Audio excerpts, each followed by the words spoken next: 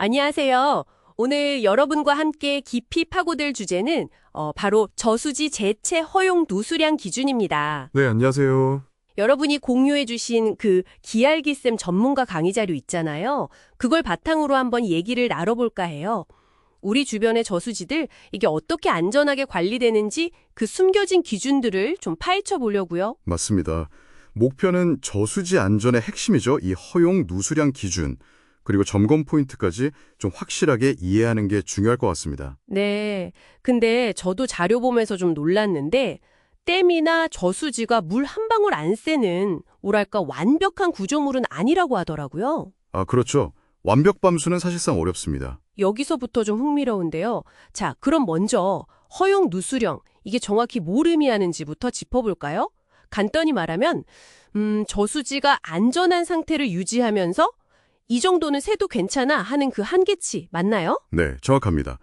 근데 여기서 중요한 게 이 허용량이 딱 정해진 값이 아니라는 거예요. 아, 그런가요? 네. 저수지 물높이나 또 댐을 뭘로 만들었는지 그 제체 재료 있잖아요. 그리고 시공 상태에 따라서도 달라질 수 있거든요. 변수가 많네요. 그렇죠. 하지만 가장 중요한 원칙은 저수지의 안전성을 절대 해치지 않는 범위 내여야 한다는 겁니다. 물 압력이 엄청나잖아요. 그걸 견디면서 완벽하게 막는 건 현실적으로 어렵기 때문에 뭐랄까 관리 가능한 수준의 누수를 정해두는 거죠. 아하, 관리 가능한 수준이요. 안전성을 해치지 않는 범위라? 그럼 구체적으로 그 기준이 어느 정도 수준이에요? 우리나라 기준이 있다고 들었거든요. 네, 현장에서 아주 중요하게 보는 5가지 기준이 있습니다. 이걸 좀 기억해 두시면 좋은데요. 네네. 정도네요. 100리터예요? 네. 우유 1리터 팩 하나가 1초 동안 졸졸 새는 정도라고 생각하시면 이게 얼마나 엄격한 기준인지 좀 감이 오시죠? 네, 상당히 엄격한데요. 그리고 둘째는 저수지로 흘러들어오는 전체 물량, 그러니까 유입량의 1%를 넘으면 안 되고요. 1%요? 네. 셋째는 하루 동안 누수되는 총량이 저수지 전체 물량의 0.05% 이하여야 합니다. 이것도 아주 적은 양이죠. 0.05%. 정말 미미하네요. 나머지 기준들은 뭔가 좀 다른 의미가 있을 것 같은데요? 맞아요. 네 번째는 변화율을 보는 건데요. 물 높이가 일정할 때 한 달 동안 측정한 누수량의 변화가 10% 이하여야 해요. 아, 변화율이요. 왜죠? 갑자기 누수량이 확 늘거나 줄면 그건 댐 내부에서 뭔가 변화가 생겼다는 신호일 수 있거든요.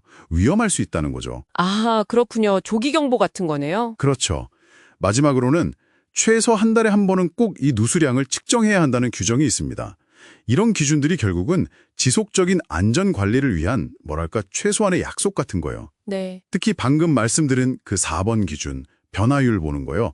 이게 잠재적 위험을 미리 감지하는 데 아주 중요한 지표가 됩니다. 아, 그리고 참고로 이 내용은 재배 26회 기술사 시험에도 나왔을 만큼 중요하게 다뤄지는 부분이에요. 와, 시험에도 나올 정도면 정말 핵심적인 내용이군요. 알겠습니다. 기준은 알겠는데, 근데 실제로 이렇게 엄청 큰 구조물에서 그 미세한 누수를 어떻게 찾아내고 측정하는 건가요? 이게 쉬울 것 같지가 않은데요. 아, 맞아요. 그래서 한 가지 방법만 쓰는 게 아니라 여러 방법을 같이 씁니다. 종합적으로 판단하는 거죠. 어떤 방법들이 있죠? 우선 댐 내부에 설치된 계측 장비들이 있어요. 간극수압계라고 흙입자 사이에 물 압력 변화를 재는 거나 아니면 누수량 계곡 직접 흘러나오는 물의 양을 재는 좀 과학적인 방법이죠. 첨단 장비군요. 그럼 눈으로 직접 확인하는 방법도 당연히 있겠죠? 물론이죠. 그게 기본 중의 기본입니다. 전문가가 직접 제방 표면이나 하류 제역을 걸어다니면서 물이 새어나오는 것은 없는지, 축축하게 젖어 있는 부분은 없는지 이걸 확인하는 육안 관찰이요. 숙련된 분들은 아주 작은 변화도 잘 찾아내시더라고요. 매 눈으로? 네, 그렇죠. 그리고 댐 아래쪽에 보면 물 뻗어나가는 배수로가 있잖아요. 그쪽으로 나오는 물의 양을 재는 배수량 측정 방법도 쓰이고요. 그렇군요. 근데 만약에 누수가 눈에 안 보이는 곳에서 일어나면 어떡하죠? 땅속 같은 데서요? 아, 그럴 때 쓰는 기술이 또 있습니다. 전기 비저항 탐사라는 건데요. 전기요? 네. 땅속으로 전류를 흘려보내서 전기가 얼마나 잘 통하는지를 측정하는 원리예요. 물이 많은 곳은 전기가 더 잘 통하거든요. 아하. 네. 그래서 그 전기 저항급 차이를 분석해서 눈에 보이지 않는 누수 지점이나 물이 스며든 경로를 추정하는 거죠.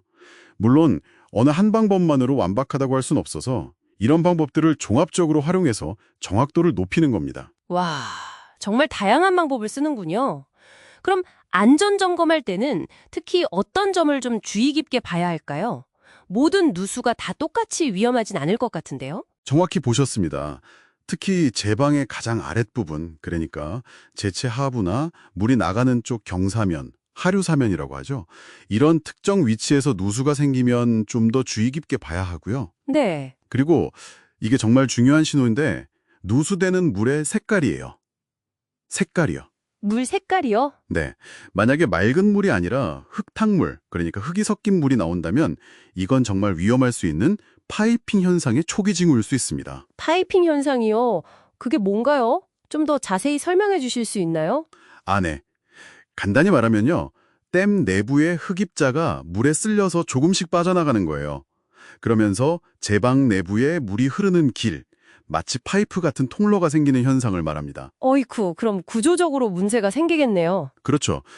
이게 점점 커지면 제방 구조 자체가 약해져서 심하면 댐 붕괴로까지 이어질 수 있는 정말 무서운 현상입니다. 댐 붕괴요.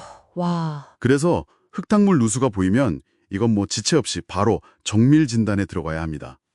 그리고 댐 본체나 주변 땅이 이렇게 푹 꺼지는 치마 현상이나 균열 같은 게 생기는지도 누수랑 관련이 있을 수 있으니까 같이 점검해야 하고요. 듣고 보니까 정말 세심하게 관리해야 하는 거군요.